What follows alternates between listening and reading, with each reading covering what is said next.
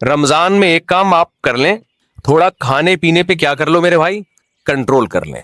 ہوتا یہ ہے کہ صبح سحری سے لے کے رات تک مغرب تک جب ہم بھوکے پیاسے رہتے ہیں, ہماری باڈی کا فیٹ ختم ہونا شروع ہوتا ہے, باڈی نتھرنا شروع ہوتی ہے, جسم کی زکوٰۃ نکلنا شروع ہوتی ہے, جسم فریش ہونا شروع ہوتا ہے.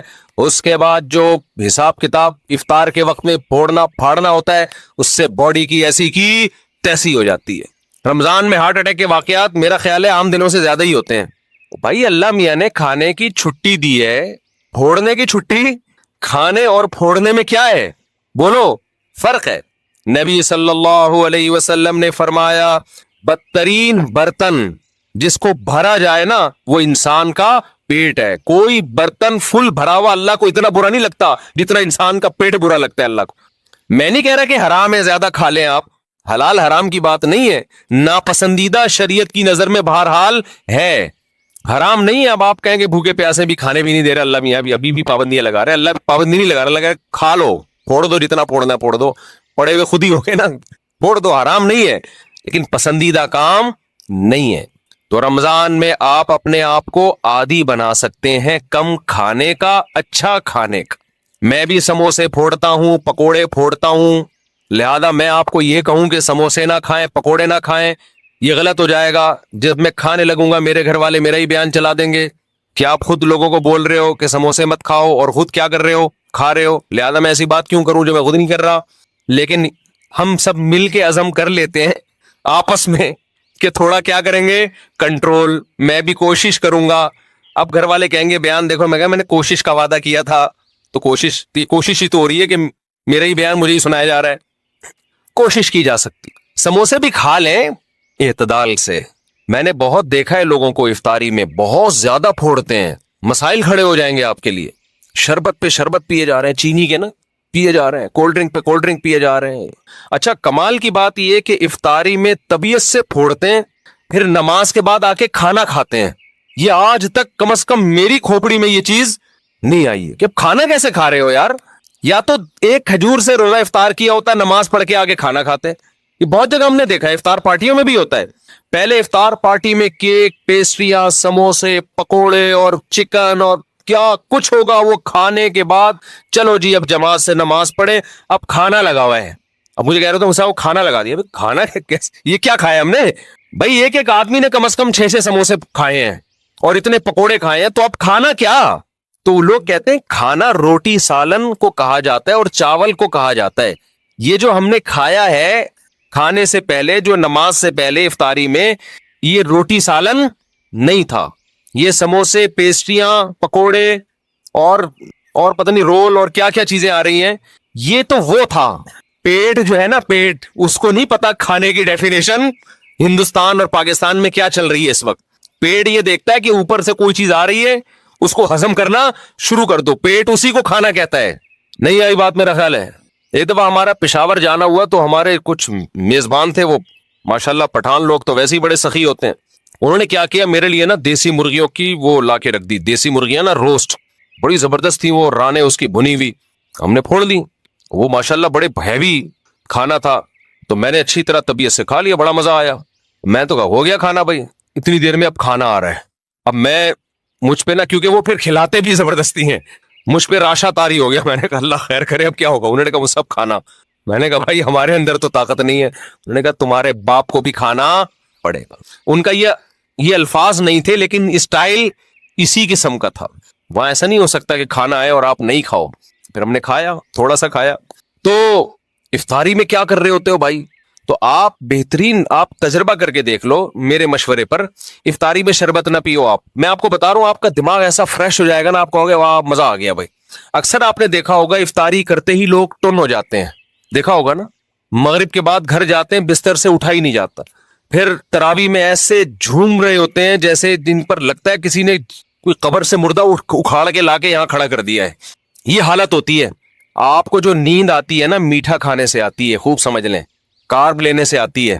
آپ اپنی خوراک میں کاربوہائیڈریٹ کو کم کر دیں, آپ فریش بھی ہوں گے, نیند بھی نہیں آئے گی, جسم کو طاقت پوری ملے گی. آپ افطاری میں تجربہ کر کے دیکھ لیں, میٹھے میں صرف کھجور کھائیں آپ افطاری میں, اس سے نیند نہیں آئے گی. کھجور میں کوئی الگ ٹائپ کا میٹھا ہوتا ہے. آپ نے افطاری میں شربت نہیں پینا, آپ نے افطاری میں روٹی چاول نہیں کھانے, تھوڑے سے کھا لیں آپ, زیادہ نہیں کھائیں. کھجور کو فوکس کریں آپ, جو چنے کی چاٹ وغیرہ ہے نا اس کو فوکس کریں, وہ کھائیں, پیٹ بھی بھر جائے گا آپ کا. سفید چنا نہیں آتا اور کالا چنا, اس کی کوئی مزے کی چاٹ یا لوبیا کی چاٹ بنا کے وہ پھوڑ دیں آپ, پیٹ بھی بھرے گا آپ کا. لیمن پی لیں, لیمن, لیمو کا تھوڑا سا, بے شک تھوڑی بہت چینی ڈال, وہ بغیر وہ اس کے پیا نہیں جاتا, شہد ڈال دیں اس میں تو زیادہ اچھا ہے, وہ پی لیں آپ اپنے خرچے پہ. یہ سارے کام اپنے خرچے پہ کرنے ہیں, ایسا نہ ہو مجھے فون کر رہے ہو ہم نے آپ اتنا کچھ انتظام کر لیا ہے پیسے بھجوا دیں. تو کھجورے پھوڑ دیں آپ افطاری میں, اور چاٹ واٹ سے پیٹ بھر لیں آپ, یہ چنے کی چاٹ وغیرہ سے نا, دہی بڑے وغیرہ سے, اس سے پیٹ بھر لیں آپ, تو آپ کو نیند نہیں آئے گی, آپ فریش ہو جاؤ گے, طاقت بھی پوری ملے گی آپ کو. اور یہ جو افطاری کر کے ٹن ٹن سے گھوم رہے ہوتے ہیں نا, اور تراوی میں بھی ادھر ادھر جھوم رہے ہوتے ہیں, یہ کیفیت آپ کی نہیں ہوگی. تو اس رمضان میں کوشش کر لیں روٹی چاول تھوڑا کم کر دیں, میٹھی چیزیں تھوڑا کم کر دیں. ہاں میٹھے میں کھجور کھا لیں آپ, اس سے انشاءاللہ کچھ نہیں ہوگا بلکہ فائدہ ہی ہوگا. تو یہ تھوڑا سا اس دفعہ ہمارے مشورے پہ آپ کنٹرول کر کے دیکھیں, مزہ نہ آئے پیسے واپس. تو آپ کو لگے گا آپ کی نگاہیں روشن ہو گئی ہیں, دماغ فریش ہو گیا ہے, آپ کا حافظہ اور اچھا ہو گیا. میں نے تجربہ کیا ہے, میں ہوائی باتیں نہیں کر رہا. روزہ رکھو اور روٹی چاول ذرا کم کھاؤ افطاری میں اور سحری میں بھی, آپ ایسا نتھرنا شروع ہو جاؤ گے, ایسی آنکھوں میں بینائی آپ کی تیز ہو جائے گی اور ایسی فریش ہو جاؤ گے کہ ہٹو بچوں ہو جائے گا بس. اور کیا کہوں میں, وہ ایک مولوی صاحب تقریر کر رہے تھے نا, نہیں وہ ان کی تقریر سنا رہا میں آپ, تو وقت بھی پورا ہو گیا ہے. تو یہ تھوڑا سا رمضان میں کیا کرنا ہے, تھوڑا سا میٹھے پہ تھوڑا سا کیا کر لو بھائی, کنٹرول کر لو. میٹھے پہ, روٹی چاول بھی میٹھی ہی چیزوں میں شمار ہوتا ہے اس کا, کیونکہ اس میں کارب بہت زیادہ ہے. تھوڑا سا کنٹرول کر لیں, دیکھو آپ کی صحت, کیونکہ رمضان کا تحفہ اللہ نے غیر مسلم کو نہیں دیا, کس کو دیا ہے, مسلمان کو. تو مسلمان اس کو صحت بنانے میں بہترین استعمال کر سکتا ہے, تو روحانی فائدے بھی ہوں گے اور جسمانی بھی. لیکن مسلمان صبح سے لے کے شام تک روزہ رکھ کے افطاری میں طبیعت سے پھوڑ پھاڑ کے جسمانی قوت کا بجائے اس کو بنانے کے اس کا بیڑا غرق کر دیتا ہے, اور بیڑا ہی غرق ہو جاتا ہے. سمجھتے ہو, اکثر بتاتا ہوں نا, ایک آدمی نے ایک چھوٹے سے قد کی خاتون سے شادی کر لی, تو بچے بڑے ہی نہیں ہو رہے تھے, تو وہ خاتون کھلا رہی ہیں بچوں کو, بیٹا کھا لو بڑے ہو جاؤ گے. کہتا ہے یہ بڑے نہیں ہوں گے, یہ اور چھوٹے ہوں گے, ان کے ساتھ کے پودے لایا تھا وہ بڑے ہو گئے ہیں, یہ اتنے کے اتنے ہی ہیں. تو یہ نا بچوں کے کھانے پینے کو زیادہ سروں پہ مسلط مت کیا کرو, کچھ نہیں ہوتا. اچھا کھلاؤ, بھلے تھوڑا کھائیں, آج تھوڑا کھائیں گے بھوکے رہیں گے, اگلے ٹائم پہ خود ہی چھین چھین کے کھائے گا پھر وہ. تو یہ بازاری چیزیں نہیں کھانے دو بس بچوں کو, جتنی بازاری چیزیں ہیں نا, میں نے تو تجربے کیے ہیں بچوں کے اوپر, اپنے ہی بچوں پہ, جب بازاری چیز کھلائی بیمار ہوئے, اور بچا کے رکھا فٹ فاٹ. اچھا میرا ایک بیان تھا, اس کی میں وضاحت کر دوں. میرا ایک بیان تھا, اس میں نے یہ بتایا کہ میں نے اپنے 2 بچوں پہ 6 مہینے تجربہ کیا ہے. 6 مہینے تک میں نے ان کو بازار کی کوئی چیز نہیں کھانے دی, گھر میں دیسی گھی پہ روٹی چینی, دیسی گھی اور روٹی کھلاتا تھا, اور دودھ اور انڈا. 6 مہینے انہوں نے گزارے, میرا خیال ہے 3 یا 4 سال کی ایج تھی ان کی, ایک کی 4 سال ہوگی, ایک کی 3 سال ہوگی, ایک کی 4.5 سال ہوگی, اس طرح سے. پوری سردیاں آ کے گزری ہیں, ایک چھینک بھی نہیں آئی, ورنہ سردیاں آتے ہی بچے بیمار ہونا شروع ہو جاتے ہیں نا. صرف کیا کھلایا ہے, دودھ, دیسی گھی, روٹی, چینی اور ہاف بوائل انڈا, بہترین تھے. اچھا جیسے ہی 6 مہینے گزرے ہیں, یعنی سردیاں آ کے بھی گزر گئی ہیں, ایک دن ہلکی سی کھانسی ہلکی سی ہوئی ہے, تو یہ بنفشہ شہتوت گرم پانی میں ڈال کے 1 چمچ پلا دیا ان کو, وہ اس کے بعد وہ بھی نہیں ہوئی, رات کو سونے سے پہلے نا. بہترین 6 مہینے گزارے انہوں نے, کوئی بیماری نہیں, کوئی چھینک نہیں, کچھ بھی نہیں. 6 مہینے کے بعد کیا ہوا ہے کہ کوئی ریلیٹو آئے, انہوں نے بسکٹ کھلا دیے, اور اسی کے بعد طبیعت خراب ہو گئی. پہلے تو پیٹ خراب ہوا, پھر کسی نے کولڈ ڈرنک پلا دی, پھر یہ ہوا, پھر وہ وغیرہ وغیرہ وغیرہ. مجھے اندازہ ہو گیا کہ یہ جو بچوں کی صحت کا مسئلہ ہے نا, گھر کی چیزیں کھلاؤ گے تو ایک دم بہترین صحت رہے گی. اچھا اس پہ میرے کچھ لوگوں نے اعتراض کیا کہ لو بھائی مفتی صاحب چینی کھلا رہے ہیں بچے کو, چینی کون سی کوئی نیچرل ہے؟ نہیں یاری بات سمجھ میں, یعنی ہم چینی کھلائیں, چینی تو خود نقصان دہ ہے. تو یاد رکھیں, میں نے کبھی نہیں کہا کہ چینی بہت فائدہ مند چیز ہے. میرا مقصد یہ ہے کہ ایک نقصان دہ چیز ہم نے کھلائی, پھر بھی نقصان نہیں ہوا, باقی نقصان دہ چیزوں سے بچا لیا. ورنہ بہتر تو یہ کہ چینی نہ کھلائیں آپ. چینی کون سی کوئی آب زمزم دھلی ہوئی مخلوق ہے؟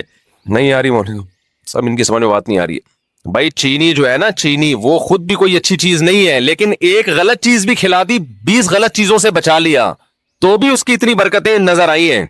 تو اگر آپ اس سے بھی بچا لیں تو نور اللہ نارو, شہد کھلا دیں, گڑ کھلا دیں. سمجھتا ہے کہ نہیں سمجھتے ہو؟ تو بچوں کی لیکن کنٹرول کرنا پڑتا ہے, بچے کو بڑا, اور ज्यादा अरसा नहीं, थोड़े दिन तक कंट्रोल करोगे तो फिर वो आदी हो जाएगा। तो मैं ये अर्ज कर रहा था कि दुनिया में दो नजरियात हैं, एक ये कि इंसान की हर ख्वाहिश पूरी की जाए तो इससे वो कामयाब होता है, लेकिन इस्लाम क्या करता है, जगह जगह ख्वाहिशात में रुकावटें डालता है।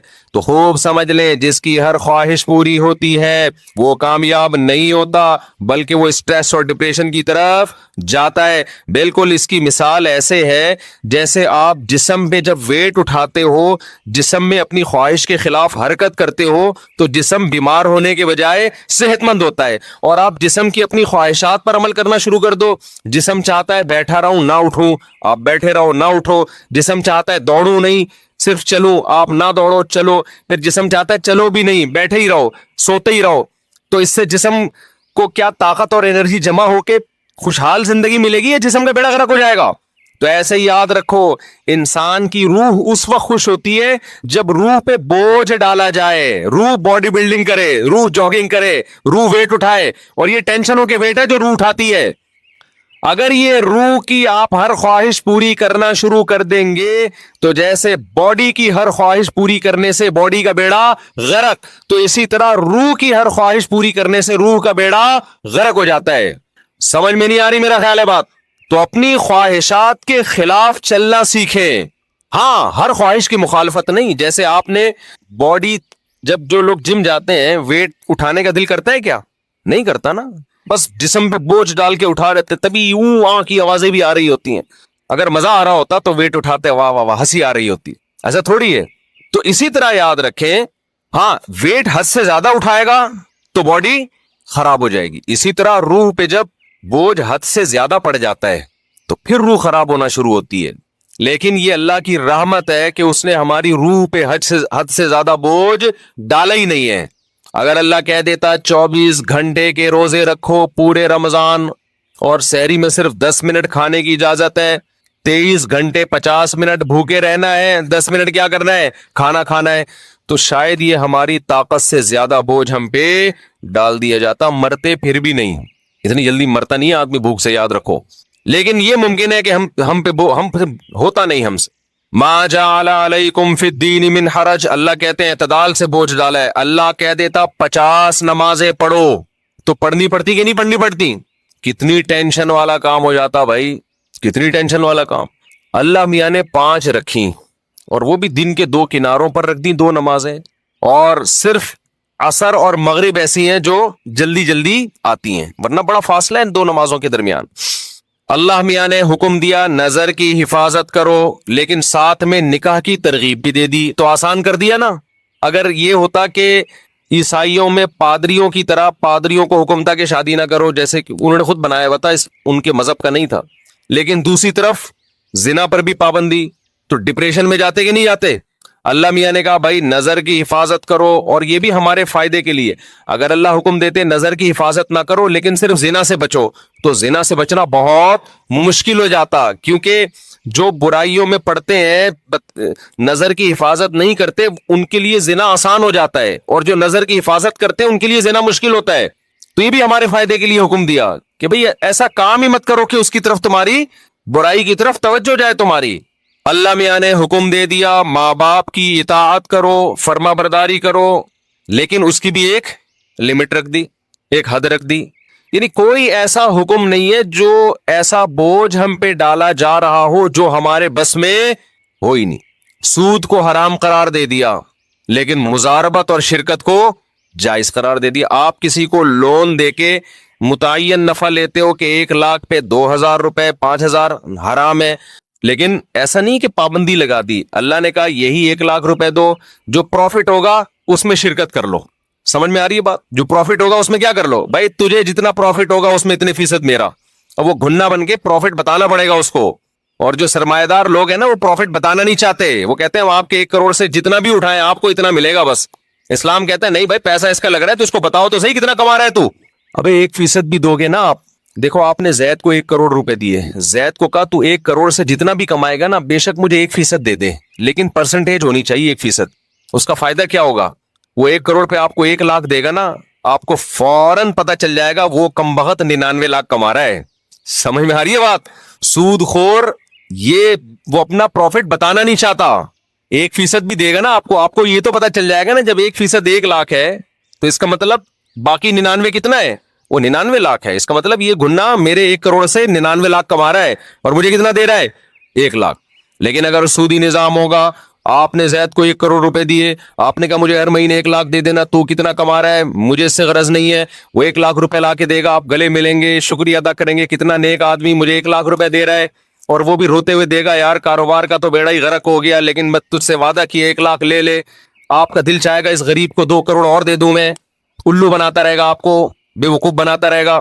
لیکن اگر پرسنٹیج کے حساب سے ہوگا تو آپ نے جب زید کو 1 کروڑ دیے, آپ لوگ کو سمجھ میں ہی نہیں آ رہا, تو بزنس کہاں سے کرو گے جو تمہاری سمجھ میں اتنی باتیں نہیں آ رہی. مجھے لگ رہا ہے آپ کے چہروں سے کہ جو میں کہہ رہا ہوں اوپر سے گزر رہے ہیں آپ کے. زید کو آپ نے 1 کروڑ روپے دیے, آپ نے کہا مجھے جتنا پروفٹ ہوگا اس میں 1% چاہیے, وہ 1 لاکھ روپے لے کر آیا, تو آپ سمجھ جاؤ گے یہ کم بخت کتنے کما رہا ہے, 99 لاکھ. اب اس کو رونے کی اجازت, وہ رونے کا بہانہ نہیں کرے گا, اور آپ کو اس سے مانگو گے بھی کہ جو جتنا پروفٹ ہوا ہے مجھے دکھاؤ, تاکہ پتا چلے کہ یہ واقعی 1% بنتا ہے کہ نہیں بنتا ہے. تو اللہ میاں نے سود پہ پابندی لگائی, مگر تجارت کو اللہ نے حلال قرار دیا. اگر اللہ سود پہ بھی پابندی لگا دیتا, مزاربت پہ بھی, شرکت پہ بھی, تو پھر ہم حرج میں پڑ جاتے, ہم تنگی میں پڑ جاتے, ہمارے لیے کاروبار کے راستے بند ہو جاتے. لیکن اللہ نے ہمارے لیے دین میں تنگی نہیں رکھی بلکہ آسانی رکھی ہے. سمجھتے ہو کہ نہیں سمجھتے ہو؟ تو اسی طرح اللہ میاں نے لیکن بوجھ ڈالا ہے ہمارے اوپر. یہ نہیں کہا کہ بالکل فری سٹائل کی زندگی گزارو گے, کوئی ٹینشن ہی نہیں ہوگی, یہ کامیابی نہیں ہے. ٹینشن